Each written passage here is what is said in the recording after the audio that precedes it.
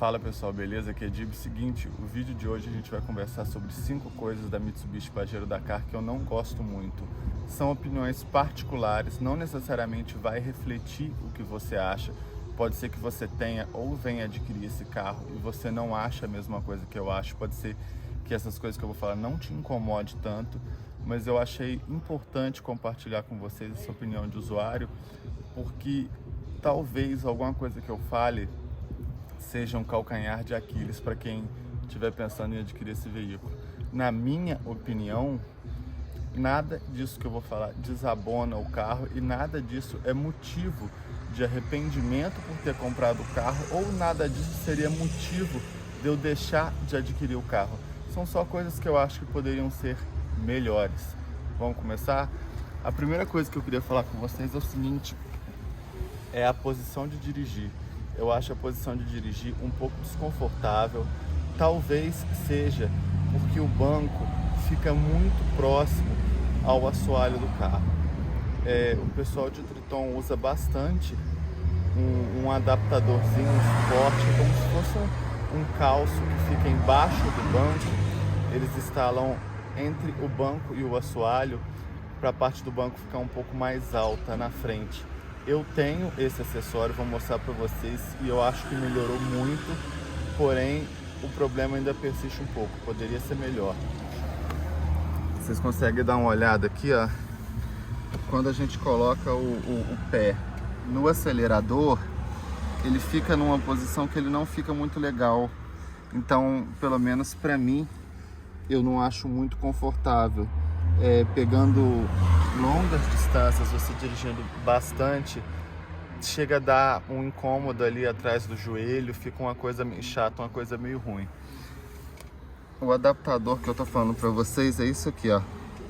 Vocês conseguem perceber que tem um calço aqui entre o assoalho do carro e o banco. Ele tem mais ou menos 2 dedos de altura e o pessoal coloca bastante, porque subindo mais o banco aqui na frente, essa parte frontal aqui do banco dá um apoio maior à parte de trás do joelho.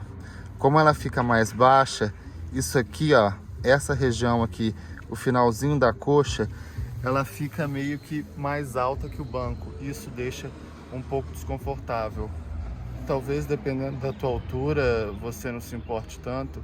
Se você for uma pessoa bem maior que eu, você vai deixar o banco mais para trás, talvez a sua perna fique um pouco mais esticada e você não se importe tanto. A segunda coisa que eu queria falar para vocês é o seguinte: eu acho que falta um pouco de tecnologia nesse carro. Ele é um carro bem jipão, bem rústico, mas eu acho que faltam coisas que ajudariam bastante no uso, tanto no dia a dia, quanto no off-road, quanto viagem. Acho que falta um computador de bordo, que algumas versões anteriores já tiveram, essa minha não tem. Falta um sensor de tração e estabilidade. Faltam mimos, sabe? Coisas para você deixar o uso do carro mais seguro e mais agradável. Eu gosto de classificar esse carro aqui para as pessoas que me perguntam como um Uno de grande porte com poder off-road, né? Eu acho que esse carro é mais ou menos isso. Você imagina um Uno, é um carro que não tem nada de tecnologia, né? Eu falo dos mais antigos, pessoal, o Uno Mille. É um carro que não tem nada de tecnologia, é um carro cru, entendeu? Então eu acho que esse carro aqui podia ter mais algumas coisas. E a terceira coisa da lista é mais ou menos sobre tecnologia e ter mais coisas. Eu acho esse carro aqui, ele tem um acabamento bem pobre. Ele é tudo plástico, tá? Ele é um carro que ele não tem nada de luxo, não tem nada de requinte.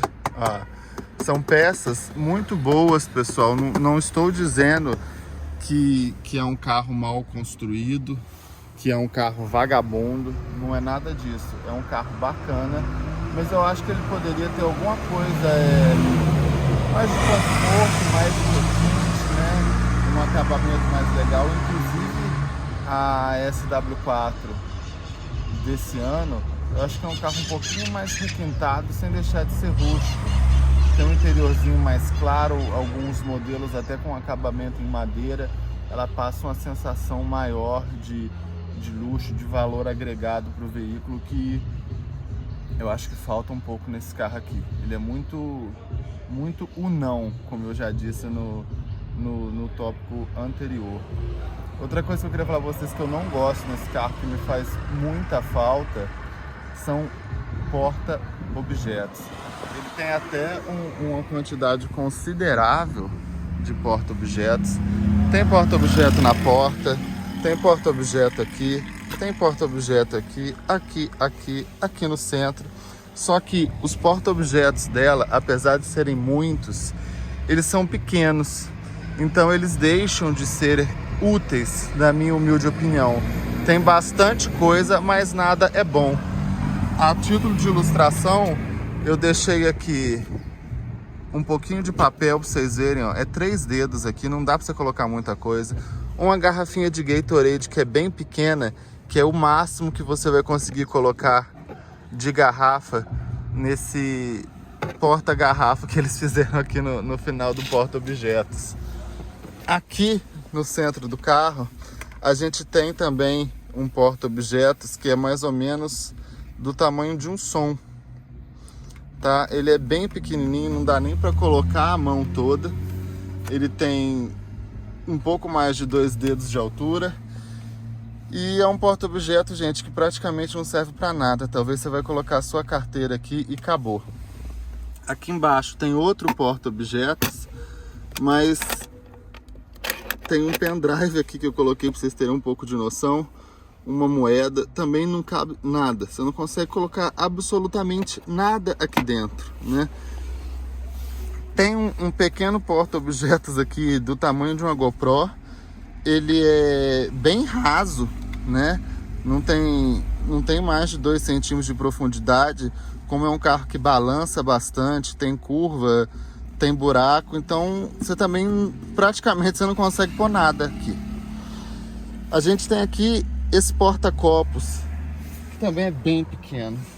Colocando a garrafa de Gatorade aqui para vocês verem, ó, é o máximo que vocês vão conseguir colocar aqui nesse porta-objeto. É uma pequena garrafa de Gatorade. Eu acho que seria até mais útil nesse espaço ele ter apenas um porta-copo maior, né? Você teria um só, mas pelo menos você conseguiria colocar uma garrafa maior. Pelo menos seria mas seria mais útil. Aqui no centro, outro porta-objeto que cabe um suportezinho de GoPro. Ele é bem pequeno para o porte do carro.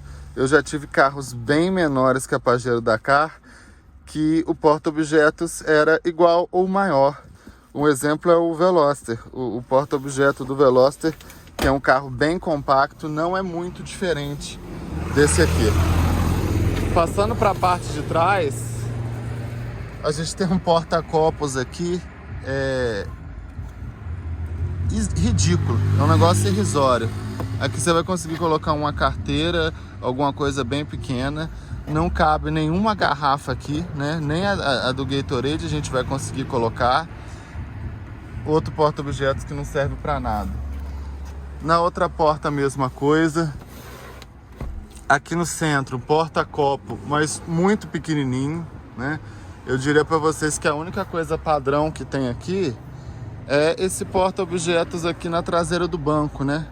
É um porta-objetos de tamanho mais padrão, quase todo carro a gente tem isso.